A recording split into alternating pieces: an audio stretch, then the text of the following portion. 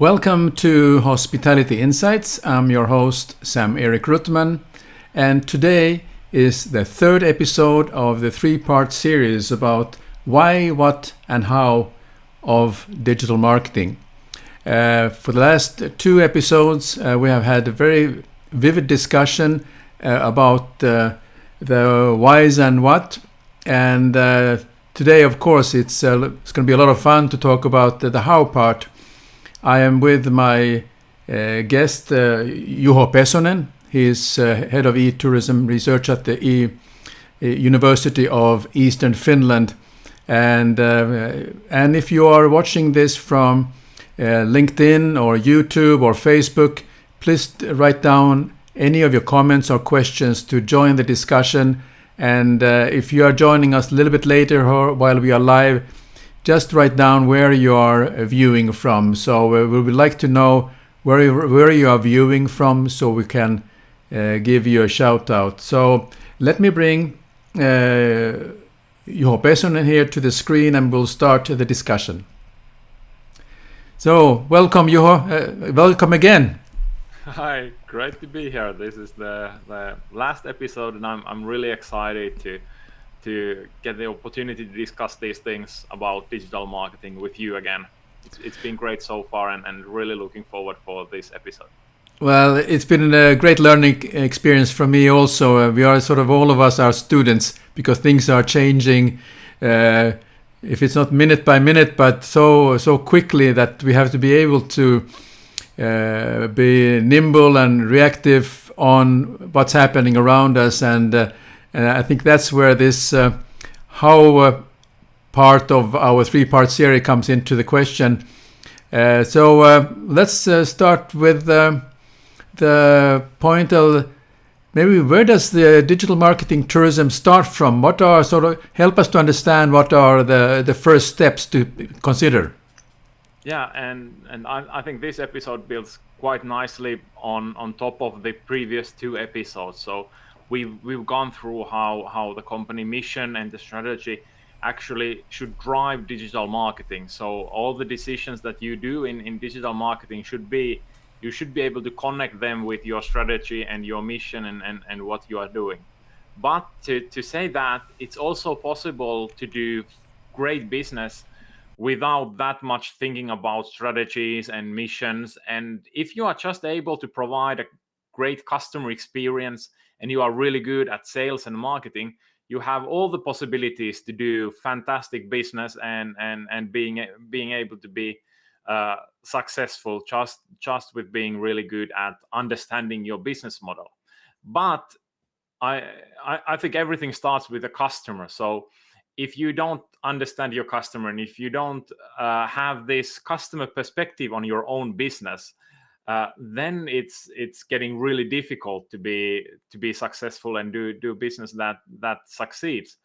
And I think many times that is a major issue with businesses, that they are so focused on what they have and how they can sell that what they have, instead of looking at customers and understanding what the customers want and what the customers need and how those can be resolved or helped with what the company has, and not just what we have at this moment, but also thinking outside the box and looking at different ways to better serve the needs of a customer, not alone and not relying just on what we have, but also looking for new kind of partnerships and new kind of marketing channels and all different kind of options. If you have this customer perspective on your business and are able to put yourself in customer shoes, I think that's the first step where everything about marketing should be built upon when we are starting to think the channels and the messages and everything. Being able to put yourself in the customer's shoes is fantastic skill to have. And also, is it so that you should be very, very specific about who your audience is and who are you servicing? I have noticed that people tend to get a little bit wide. They want to go all over the place rather than kind of laser focused on this. And then, as you mentioned, that solving the problem. The audience is only interested in is that you can solve the problem that they have, not about your product, right? Yeah. So people are typically not interested about companies. People are interested in themselves and what's in there for me. And businesses have to figure this out, that how they talk and communicate with customers. And last episode we talked about focusing on the benefits that the customer receives instead of the attributes of who we are as a hotel, who we are as a restaurant, or who we are as a destination. How do you? It's always maybe the $1 million question, or euro question in this case. How do you find your customer who you should be focusing on? What are some ideas that one should consider? Even though, of course, if you're a startup, that's one thing. But if you are already a tourism company or hotel that has been in operation, you tend to know some of your customers. But now if you want to build on that and attract more customers which are like what you already have, or you want to look for some additional new group, how should you go about it? I think that refers to our previous episode on strategy and really defining those customer groups that you are targeting and the problems that you are solving. And for example, the business model canvas can help you to build different business models for different segments. And of course, you need research. You need to understand the markets, and you need to understand the customer. And it doesn't come if you are just sitting alone in front of a desk, but typically you have to go out there and find more information, and especially talk with people, talk with your customers in order to present your business idea to someone walking in the streets and trying to find the people who like what you are offering and what you are thinking about, and who have the like-minded spirit. And there's plenty of ways to be able to define your market segments, but you have to do some kind of research. It can be desktop research. You can go through the different reports. For example, in Finland, Visit Finland is providing a lot of insights about our key markets, especially foreign markets, about Russian, German, UK, Japan, China. So they have a lot of reports, a lot of data about what kind of people, what kind of consumers, what kind of behaviors, what kind of lifestyles, what is important, what is not important. So being able to gather this information and build yourself these customer profiles really help you to understand which channels and what kind of marketing and what kind of messages you should then use in your marketing. But if you don't have your customer groups in focus, and you haven't started with creating these customer personas and customer understanding, it's really difficult to do any kind of marketing, except then for bigger brands. I think that if you want to be a big brand, and if you are a big brand, they don't have the luxury of targeting niche markets, because big typically means that you attract a lot of customers and you're a mainstream brand. And for example, Coca-Cola and big brands like that, they are suitable for everybody basically. But it typically starts from somewhere, and smaller brands especially should be much more clear about who are their customers and customer segments, and what kind of lifestyles and solutions they present.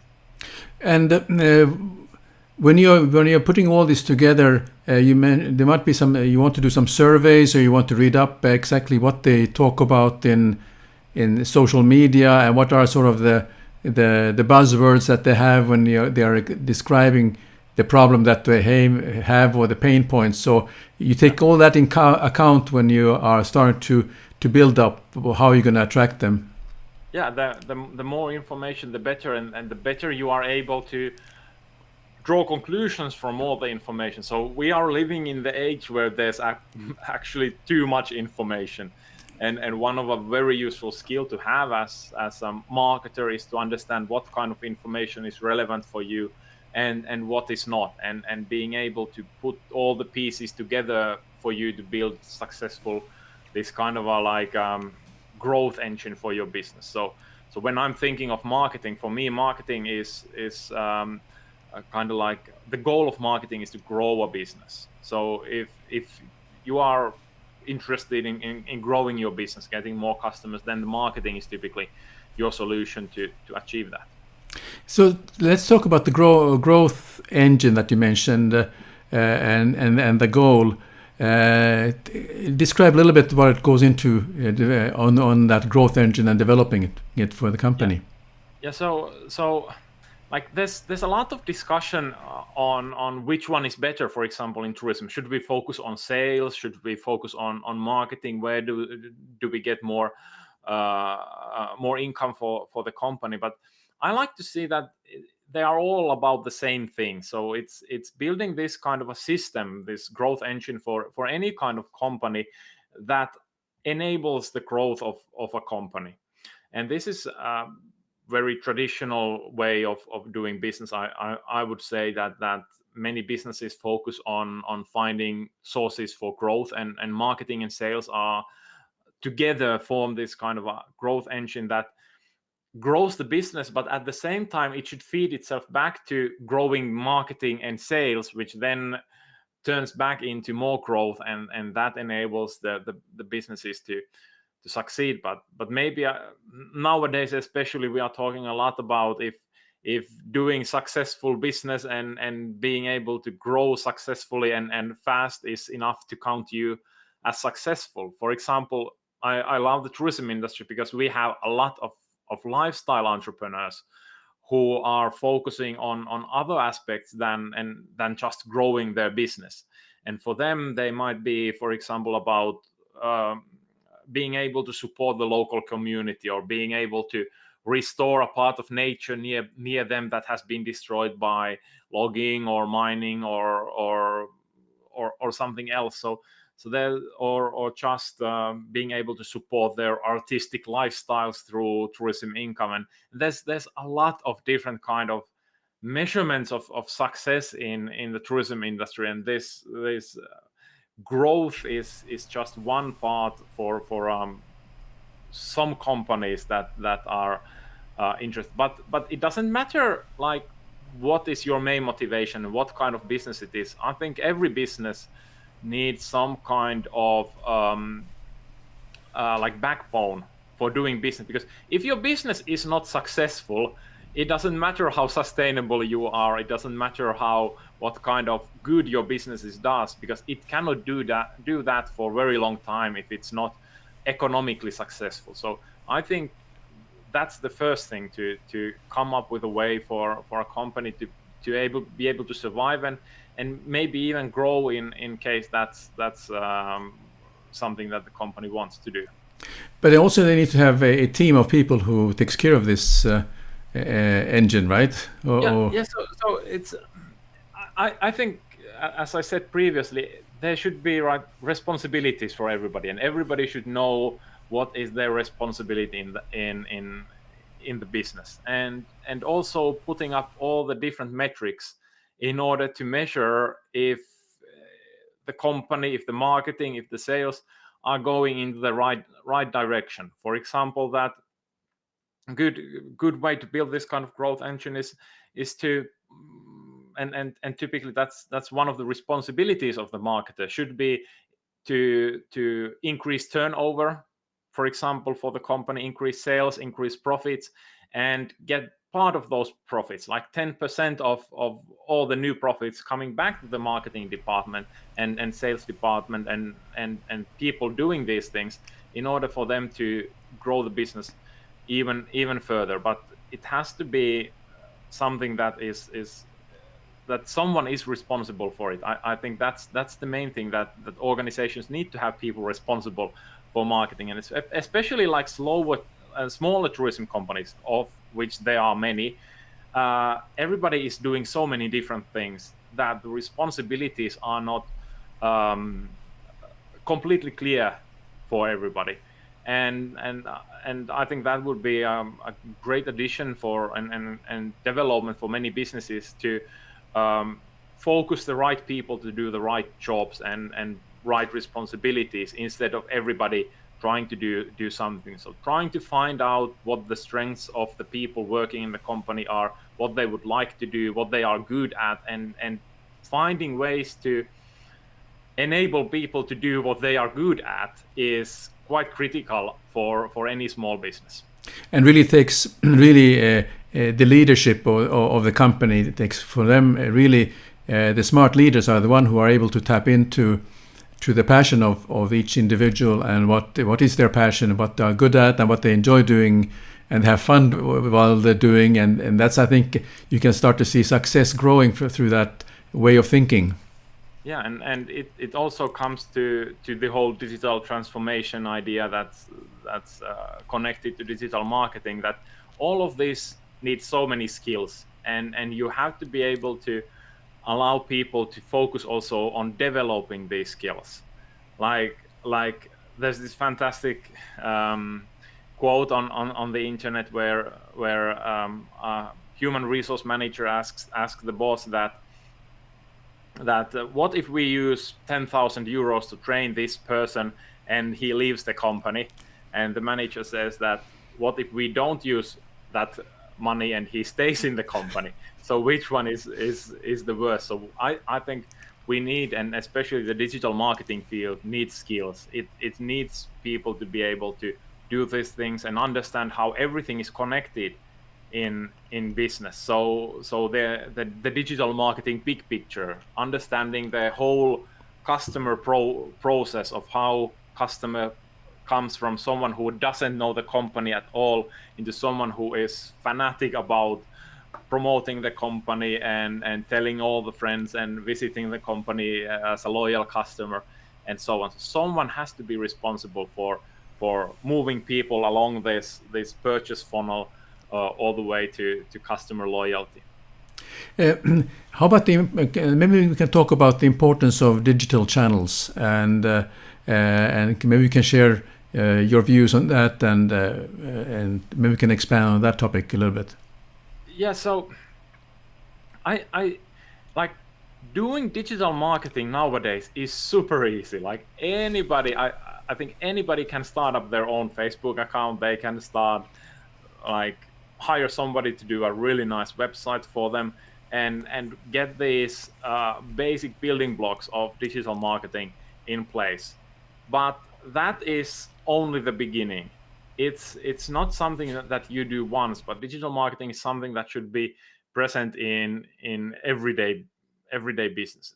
But of course, it's about what kind of strategy you have chosen for your company, and not all companies need digital strategies or digital transformation in order to achieve the goals that the shareholders or that the owners have for the company. But for many, the digital marketing is definitely one of the cornerstones of being successful, because as a marketer, I always think that if someone doesn't know your business at all, they cannot consider you as an option. They cannot consider visiting you.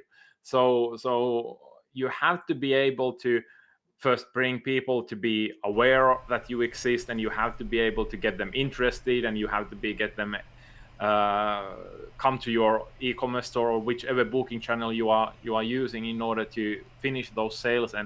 And digital marketing can contribute to all of this. It can build your company this kind of a working funnel that almost automatically moves people from being completely unaware of your business over time into loyal customers. And that should be something that every business has to build and plan. And for me, digital marketing always starts with planning.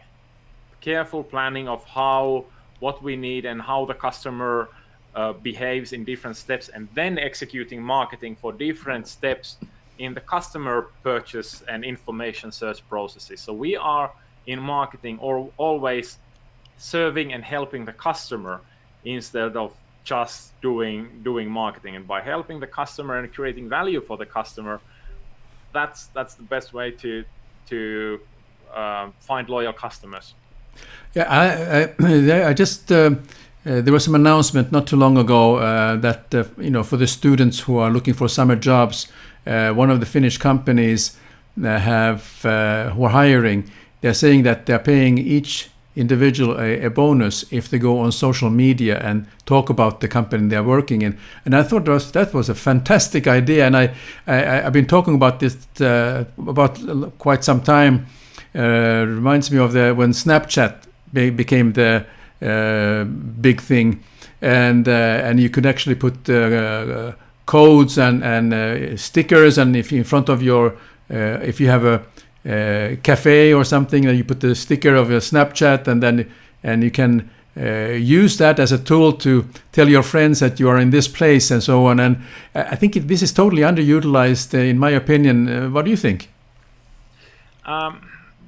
Well, the whole social media field is such a huge field that I could talk for ages about it. But I see that there's not that many companies that are, especially in tourism. I think some destinations like visit Australia, visit New Zealand, even visit Finland and Lapland and Rovaniemi. They are doing really good job in social media. But for smaller businesses, the idea that it's not enough to post once per week, but you should be there 3 times a day, or you should be constantly creating content and shooting videos and like becoming this media company instead of a tourism company. It would require completely new mindset and new skills, and also new ways to approach the business, and that's something that I don't see in the tourism field that much. Even though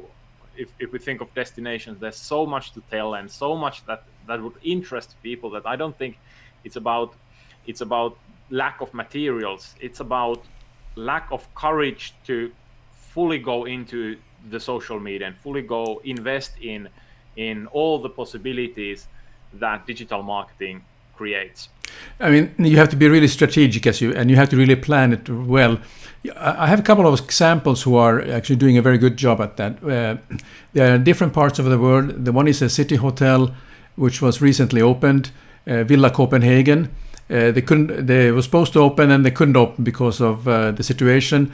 And they are now putting a lot of effort into the digital channels and using a lot of effort to tell the unique stories about the place in the center of old post office in center of Copenhagen. And they are very, very active. And it's because of the leadership of the hotel is very active themselves to make an effort. I have an interview with the general manager on this channel, and I found that quite interesting. That depending on the personality, you can get a lot of activity. Another example is the Datai Langkawi Resort. The Datai Langkawi Resort is an excellent example of a resort who they don't talk about the hotel rooms so much. They talk about the nature and what's surrounding the nature. And they spend money every 2 years. They're putting a very expensive film production of 5 minutes, which becomes a story about how you long to come back to Langkawi. You're dreaming of going there, and then you have the local video photographer who will make videos for you, and then you have your in-house team who do also. And so they have a very strategic approach to using the video to tell their story. And if you go to the Thai Langkawi's channel on YouTube, you will see how many videos they are doing and continuously update it. And they had not too long ago, of course, last year, they had how to welcome the guests considering the coronavirus. So they just show very step by step about the arrival experience. So those are just a couple of examples that I have seen, and I think it's very good for hotels to look at what other hotels are doing, to learn from that. And it doesn't have to be the most exclusive resort, because it's the hostel that can maybe are doing even a better job in that. Yeah, and one company I really like is in Joensuu, Hotel Lietsu, for example. I think they are doing really good job in social media, and also others like in North Karelia there is company that has these tours from guest house to guest house, and they are really active on social media. They are teaching people to bake rye bread and telling about where all their ingredients come from, and I think they have the lifestyle of their customers really focused, and they are producing a lot of content. I think that's something especially in digital marketing, if you can produce content that stays on YouTube, that stays on blogs, that people will find later on search engines when they are browsing YouTube and so on, those pieces of content can become like ridiculously valuable. If you think, for example, a blog post that over 10 years gains 50,000 views, if you think how much it would cost to pay Google to get 50,000 views to your website, that would be like maybe 5,000 euros, quite a lot. So even one blog post over longer periods of time can become really valuable. And that's the idea of content creation, and not just being on social media for the current moment, but also to being able to create these contents that stay online for a longer time and that create value for the customers in the longer time period. So that is, I think, one of the cornerstones of digital marketing nowadays. Yeah. So how to know whether you are or you're not doing a good job in marketing? Obviously, if you're not doing a good job, it becomes very evident. But how do you know that you are doing a good job? What are sort of the kind of the metrics or what you should look at? And one of the problems of marketing in general, and marketing people in general, and maybe even why marketing is not valued that much in many organizations, is that marketers have difficulties being explicitly precise to say that what is their role in company business. Like, what's the role of, if company is giving marketing department 10,000 euros a year, what's the ROI, return on investment, on those 10,000 euros? I think marketing should be able to tell how the marketing efforts of the company that they are doing is turning into sales. So marketing and sales are not separate. They are just part of the same growth engine as we talked previously. And marketing should always be somehow, either in the long period or in the short period, connected to sales. And I think like that's one of the how you describe that company is paying its employees to promote the company on social media. It's kind of like the same thing here, that you can just throw money at something and something happens, and that's the easy way of doing things. And it's the same with marketing, that you are able to focus on these advertisements that create sales, and you are able to digitally measure that how much sales came through which campaign. But then we are also talking about the bigger and longer term impacts of marketing. We can call it branding, for example, that is difficult to measure right now, but in the longer run, it creates enormous value for the company. The key is to have the measurements again that we discussed earlier, that the management of the company should be so aware of marketing, and this can be also one of the responsibilities of the people responsible for marketing, to educate the management of the company to understand marketing well enough to understand what kind of investment marketing is, and how the success of marketing is measured in the long run and in the short run, through branding measurements, through sales measurements that marketing affects, and setting the goals again for marketing in precise ways, and being able to calculate this return on investments in marketing, because that if we see marketing as an investment, it allows us to create this growth engine for the company, instead of just seeing marketing as an expense. And that's also what many marketers are not doing really well, is that it's easy to do marketing, it's easy to have events, it's easy to have advertisements in newspapers, but everything should be able to say that what are the positive impacts of everything that we do, what are the key performance indicators of we going to the events, how do we know that going to certain events or organizing events is profitable for the business. And getting this kind of a mindset is crucial for anyone doing marketing in tourism and hospitality. So profitable doesn't only mean how many meals you sold or how many room nights you sold. It's about how many pair of eyes saw what you have, and the awareness, and because awareness has a value to it for the future when the customer decides to go somewhere. Yeah, absolutely, and like creating awareness is the first step of getting new customers. If you don't create awareness, if you cannot find new customers, it's very unlikely that you are going to, or you cannot find new pair of eyes to see your company advertisements. Then it's unlikely that your company will grow in the future and get more income and business success. Very good. So we have now really made a full circle, if you will, in our 3-part series. And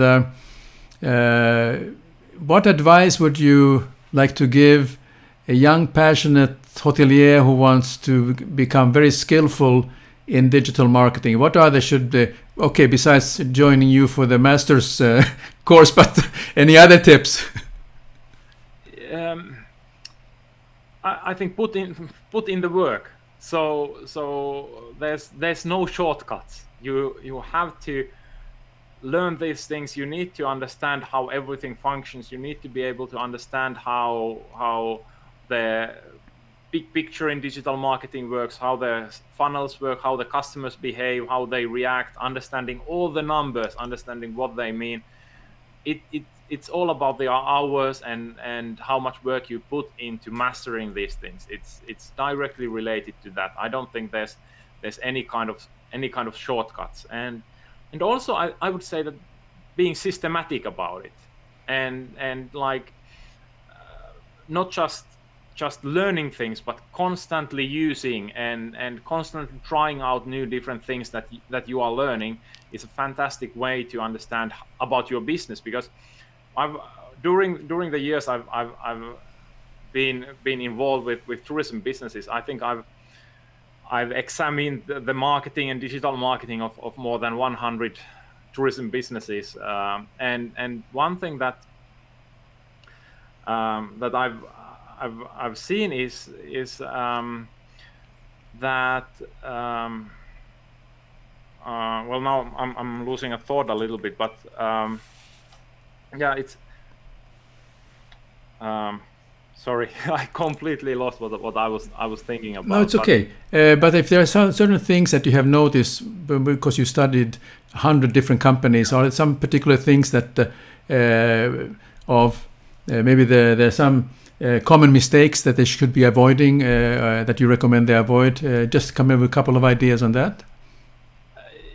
Yeah, and yeah, now I remember. So all the businesses that I've examined and worked with, like there's no one thing fits for all kind of thing, especially with smaller businesses, that they all have their own unique attributes. They have their different motivations, different settings, different locations, different customer groups. All of these affect how you do digital marketing and what works for you and what doesn't work for you. So in a way, the best way to learn what works for you and what doesn't is to constantly do it, constantly try out different things, try out different channels, try out different target groups, try out different messages, images, videos. Only by this kind of a trial and error process, you are able to find what really works for you. You are able to find what kind of topics, what kind of content resonates with your customers, what is something that goes viral and something that creates emotions among your customers, engagement, and all of this. It's a really interesting process, and I think many people who have embraced this and figured out, now I'm gonna focus on digital marketing, now I'm gonna learn it, and now and they are trying it out as they learn, because they have their own business and they have the opportunity to try out different things that they learn. They find it absolutely fascinating what you can do, and it's a completely new perspective on doing business. So really, it's nothing wrong to make a mistake, because that's where you can learn from, and you go on to the next thing, and it is just evolving, continuously learning and evolving into new things. Yeah, and being systematic. So having some kind of notes, field notes, notebook that you are constantly updating, that what works and what doesn't work, and analyzing what you are doing through the understanding of digital channels. As you gain understanding, you get better understanding of what works and why it works, because when you understand why something works and why something doesn't work, that allows you to replicate it and utilize it in the future.